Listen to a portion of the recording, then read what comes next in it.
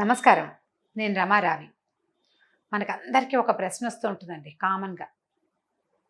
ఈ కష్టాలు ఎప్పుడు తొలుగుతాయిరా దేవుడా? అది చిన్న కష్టం, పెద్ద కష్టం. అన్నిటికీ మనం అదే ప్రశ్నించుకుంటూ ఉంటాం. అసలు కష్టాలు తొలుగుతాయా? తొలగవా జీవితంలో? తొలుగుతాయి, తొలగవు. 2 ఆన్సర్‌లు వస్తాయండి దానికి. కష్టం తొలగిపోతూ ఉంటుంది, మళ్ళీ వస్తూనే ఉంటుంది. సముద్రంలో అలల్లాంటివి జీవితంలో కష్టాలు.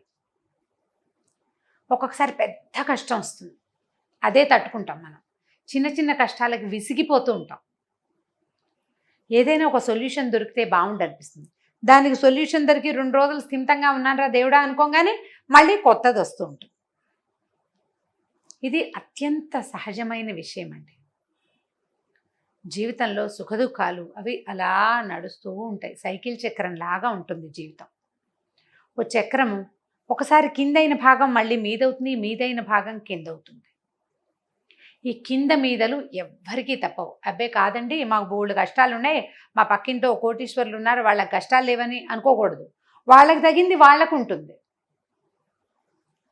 ఒక్కొక్కళ్ళకి చారులోకి కరివేపాకు దొరక్కపోవడం కూడా పెద్ద కష్టంగా ఉంటుంది. ఇంకోళ్ళకి పూజకి తులసిమాల దొరకపోవడం ఓ కష్టం. ఇవి కాకుండా అన్నం దొరకని వాడు, నీళ్ళకి అవకాశం లేని వాళ్ళు, కనీసం కూరకి కూడా నోచుకోకుండా ఎప్పుడూ పచ్చళ్ళు వేసుకునే తినాల్సిన జీవితాలు ఉండేవాళ్ళు. అవన్నీ పెద్ద పెద్ద కష్టాలు. అవి చాలా పెద్దవి. పిల్లల అనారోగ్యం, ఇంట్లో పెద్దవాళ్ళు మరణించడం, లేదా సహచరులలో ఒకళ్ళు వెళ్ళిపోవటం, వాళ్ళని పిల్లల్ని పెంచుకోలేకపోవటం, ఉద్యోగాలు లేకపోవటం, చదివిన ఉద్యోగానికి సరిపడా ఉద్యోగం రాకపోవటం, కెరీర్ సరిగ్గా ముందుకెళ్ళకపోవటం, ఇవన్నీ పెద్ద కష్టాలు. ఇప్పుడు చారులో కరివేపాకు లేకపోతే ఎంత దిగులుగా ఉంటుంది. ఇది ఉండదండి, దేనికేం దిగులు అక్కర్లేదు, దానికి దిగులు పడే వాళ్ళు కూడా ఉంటారు.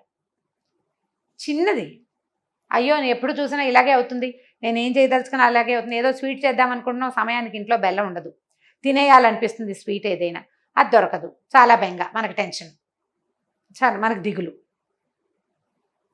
ఈ చిన్న చిన్న వాటికి దిగులు పడతామా, పెద్ద పెద్ద వాటికి దిగులు పడతామా అండి? దిగులు పడకూడదు వీటికి వాటికి కూడాను. ఎప్పుడు ఏది దొరుకుతుందో, ఏది కుదురుతుందో దాంతో జీవితాన్ని ముందుకు నడిపించుకుంటూ తీసుకెళ్ళాలి. నేను ఎప్పుడు ఎవ్వరికి ఏ ద్రోహము చేయలేదు, తెలిసి నేను ఎవ్వరికి ఏం చేయలేదు, అయినా నాకు ఈ కష్టం వచ్చిందని దుఃఖపడే వాళ్ళు కూడా ఉంటారు. అందులో వివాహాలు ఫెయిల్ అయిపోవటము, సంతానం కలక్కపోవటము, సహచరులు వెళ్ళిపోవటము, పిల్లలకి ఏదైనా ప్రమాదాలు రావటము, మనకే ఈ వ్యాపారాల్లో నష్టం రావటం. నేను ఎవ్వరికీ ద్రోహం చేయలేదండి, అయినా కూడా నాకు ఇది వచ్చేసింది, నాకు ఇలా కష్టం వచ్చిందని దిగులు పడి, దుర్మార్గులందరూ బాగున్నారు, నేనేమిటో ఇలా అయిపోయాను అని కూడా దిగులుస్తూ ఉంటుంది మనకి.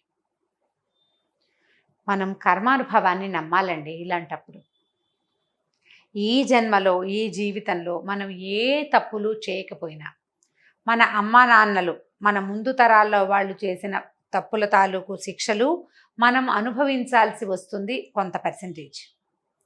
ఇదే కాకుండా ముందు జన్మలో మనం ఇంతకుముందు ఎక్కడైతే పుట్టామో అక్కడ నుంచి మనం మోసుకొచ్చిన సంచిత పాపము అంటారు, మోసుకొచ్చిన పాపం చద్దిమూట, దానివల్ల కూడా మనం ఇప్పుడు ఫలితాన్ని అనుభవించాల్సి వస్తుంది. అది నాకు తెలియదు కదా, నేను ఎందుకు అనుభవించాలి అని మనకు చాలా దుఃఖంగా ఉంటుంది. అది సహజమైందేనండి. మీ దుఃఖం అలా దుఃఖపడకూడదని చెప్పటం లేదు నేను. మనకి హిందూయిజంలో కర్మానుభవాన్ని గురించి తప్పకుండా చెప్తారు. కర్మ ఫలితాన్ని అనుభవించక తప్పదు. ఈ కర్మ పరిపక్వత చెందాలి, అది పూర్తిగా ఆ ఫలితాన్ని మనం అనుభవించాలి. మనకి ఏ కష్టం వచ్చిందో ఆ బరువుని మోసేసి, భగవంతుడా దీన్ని నేను మోస్తున్నాను, ఇతరత్రా నాకు ఇబ్బందులు రాకుండా చూడు అని భగవంతుడి మీద భారం వేసి చేయగలిగినంత మంచిని చేస్తే ఈ కష్టం నుంచి మనం క్రమంగా తప్పించేసుకుంటాం. నాకే ఎందుకు వచ్చిందని దుఃఖపడుతున్నా మనం థింకింగ్ ఫీలింగ్లోకి లేదా డిప్రెషన్లోకి వెళ్ళిపోయి అందులో నుంచి బయటపడలేకపోతాం. లేదా వీళ్ళ వల్లే వచ్చిందని ఎవరినైనా శిక్షించడానికి పూనుకుంటే అది తర్వాత జన్మకి కర్మానుభవంగా మిగిలిపోతుంది, కర్మఫలంగా మిగులుతుంది. ఇది కాకుండా ఇక నా వల్ల కాదని జీవితాన్ని చాలించుకున్నా కూడా మళ్ళీ మనం ఇది అనుభవించక తప్పదు. కాబట్టి వచ్చిన అనుభవాన్ని, ఏ ఇబ్బంది అయితే మనకి ఎదురయ్యిందో దాన్ని ధైర్యంతో, భగవంతుని పట్ల విశ్వాసంతో మనం జయించడానికి ప్రయత్నం చేయాలి. ఎలా అంటే నాలిక మీద చేదులాగా. మనం ఏదో తినేస్తాం, ఒక మాత్ర వేసుకుంటాం, నోరంతా చేదుగా అయిపోతుంది, దాన్ని తీలేం. కాసిన మంచినీళ్ళు తాగి, కాసిన ఆరగారగా నీళ్లు తాగి, కాస్త ఒక తేనో, కొంచెం ఒక చెంచాడు తేనో, లేకపోతే ఒక స్పూన్ పంచదార, ఒక పటి బెల్లం ముక్క, ఒక బెల్లం ముక్క బుగ్గను పెట్టుకుని క్రమంగా ఆ చేదుని పోగొట్టుకుంటాం కదా. ఇది చేస్తాం అందరం. అలాగే జీవితంలో వచ్చిన కష్టాన్ని అనుభవించేస్తే తీరిపోతుంది. దాన్ని ఆపేయాలనో వాయిదా వేయాలనో చూడకూడదు. దీనికి మీకు పూర్తి ప్రమాణం భగవద్గీతేనండి. భగవద్గీత చదివితే మనకి ఈ కష్టాలు ఎందుకు వచ్చినాయి, దీన్ని ఎట్లా తప్పించుకోవాలి అనే మార్గం తెలుస్తుంది.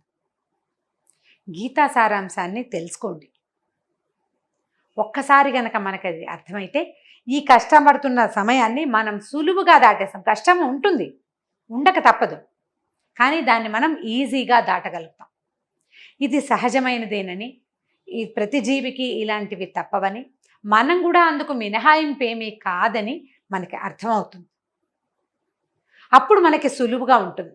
నాకే వచ్చిందిరా దేవుడా అని ఏడుస్తుంటే బరువు అయిపోతుంది. అనుభవించి ఈ కష్టాన్ని తీర్చేసుకుందాం అని అనుకుంటే సులువుగా వెళ్ళిపోతుందండి. ధైర్యంగా, సాహసవంతంగా దాటేస్తాం మనం దాన్ని. భగవద్గీత సారాంశాన్ని తెలుసుకునే ప్రయత్నం చేయండి ప్రతి వాళ్ళు. ఇప్పుడు మనమున్న ఈ పాండమిక్ కండిషన్లో మనకి గీతాసారం చాలా అవసరమండి. అది మనకి ధైర్యాన్ని ఇస్తుంది బ్రతకటానికి. వచ్చిన కష్టాన్ని అధిగమించే ధైర్యాన్ని మనకిస్తుంది. మనకి ధైర్యాన్ని, తర్వాత జీవితం పట్ల నమ్మకాన్ని ఇచ్చే భగవద్గీతని జీవితానికి ఆలంబనగా చేసుకోండి. ఇది ఒక ఊతకర్ర. అది మనకి ముందే మనకి తాత తండ్రులు నేర్పించి వెళ్ళారు. జ్ఞాపకంగా భగవద్గీతను తెలుసుకోండి. దాన్ని ఇంప్లిమెంట్ చేయడానికి ప్రయత్నిస్తే కష్టాలు మనని పెద్దగా బాధించవు. వస్తూ పోతూ ఉంటాయి, పగలు రాత్రిలాగా, అంతే.